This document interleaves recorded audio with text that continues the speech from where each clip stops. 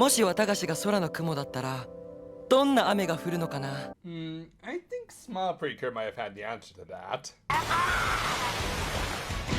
雨の雨ダジャレかい。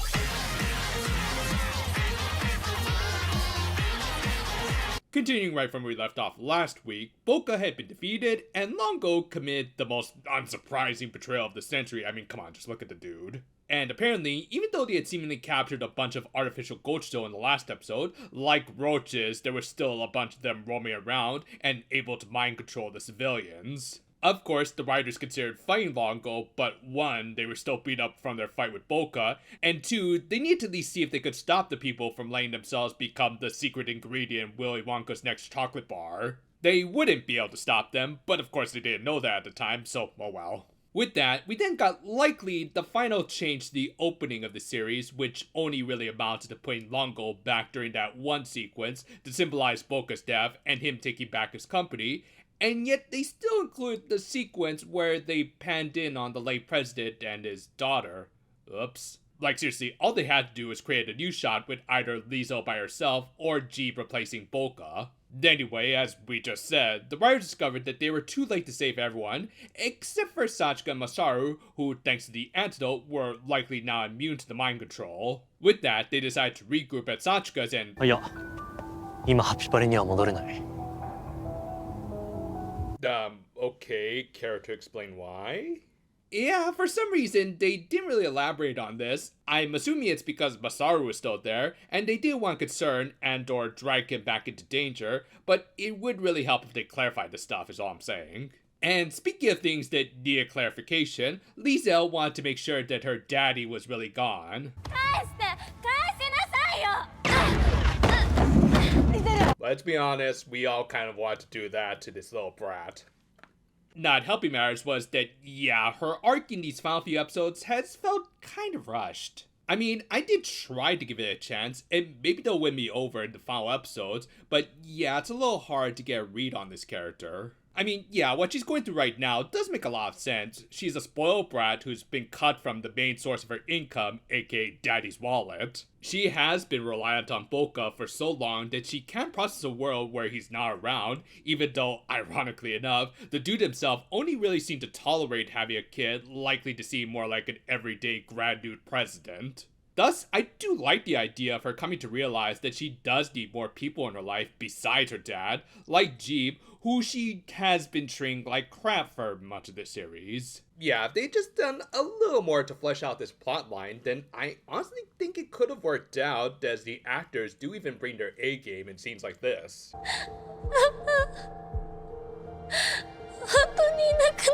It just needed, ironically enough for a show like this, a little more time in the oven. Speaking of which, the writers need to figure out a way to prevent any more civilians from being mind controlled, and couldn't find anything at Suga's lab, which might be another reason why they didn't go straight to Sachika's. Fortunately, a Gochizo had managed to track down a few agents to lead them back to the Grand Youth world, and Shoma had figured out a way to spread the antidote more effectively. 雨か。操られた人を元に戻せるかも。 I've got it! Arson! With that, the writers split up and oh god, Lakia, don't start saying stuff like that. I mean, obviously, we the audience knows what's happening, but you can't go saying stuff like that as a character, jeez. Anyway, Hanto and Lakia went ahead to shut down the Dark Treats factory, while Shoma enacted his plan to spread the antidote. For it, he would need a particular treat, whilst also refilling on his Gochizo supply for this final battle. Thus, he went back to Sachika's, where she and Masaru were waiting, and as it just so happened, he did notice the latter whilst discussing her plans with her. 綿菓子で何をどうやって助けるの? Well, just tell the bad guys it's like wall insulation and they should be afraid to even touch it.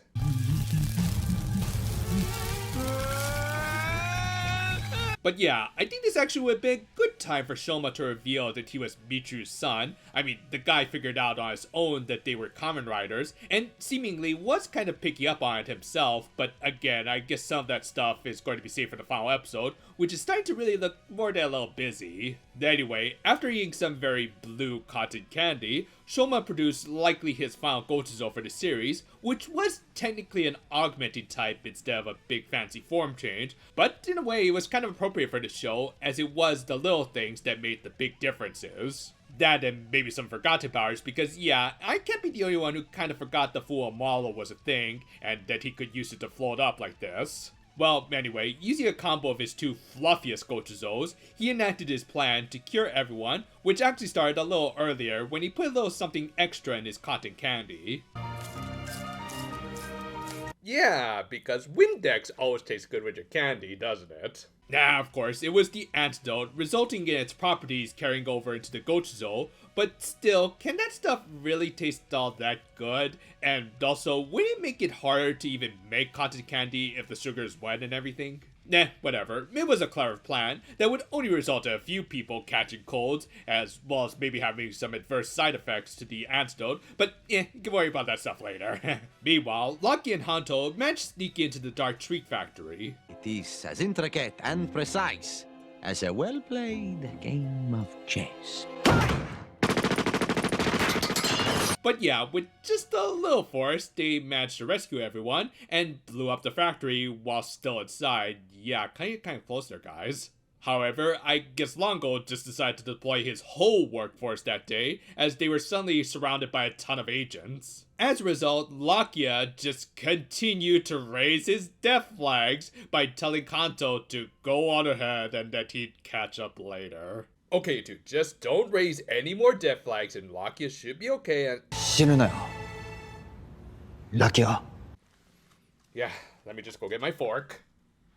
I will say, for at least his final battle in this series, it is cool that Lakia ended up using a combination of his rider and Grand Newt powers, showing that he was embracing both sides of himself. Best of all, it didn't stop him from doing his usual ore farming when he could. Meanwhile, Hanto had managed to make it to the doors, but was intercepted by Jeeb. Fun fact, the Liar's actor is actually a huge fan of Hanto's actor, so I'd imagine he was really happy to film a scene like this. But yeah, while their fight spilled back into the human world, the episode ended with Shoma encountering his brother for his own final battle with him, and by extension, the very spirit of the Stomach family. This was a pretty good Penultimate episode, at least in terms of building up all of the final battles, but it also did end up highlighting some of the weaknesses of the head writer's work. Like, on the one hand, there's some great ideas here, like the actually really clever way Shoma managed to spread the antidote. But, on the other hand, villains like Liesel have been kind of left with some unsatisfying arcs.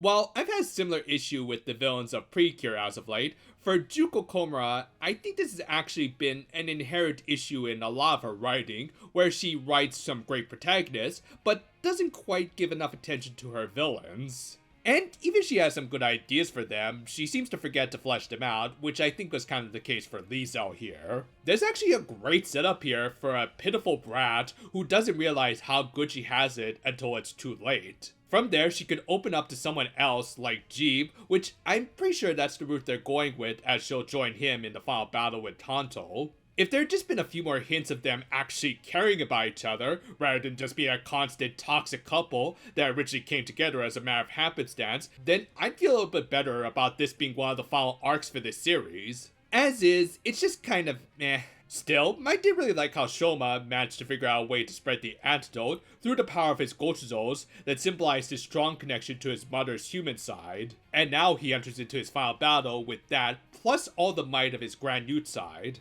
Hopefully they'll do some things to change it up, as Shoma has already beaten his brother, but overall, this was at least a decent setup for the final battles of the show, which hopefully they won't actually leave us with one less rider. Like, come on guys, please don't actually commit to it, even though you put up so many obvious death flags, damn it. But yeah, it's been a fun ride, so let's just see how this sweet little adventure comes to a close. Thanks for watching, and if you like cotton candy, well, our videos are kind of full of fluff too. We've got something new coming out almost every day, and finally, a new project coming to celebrate a certain movie's rather unexpected success at the theaters. Look forward to whatever comes next. Until then though, farewell for now my friends, and weather reports were actually right for once.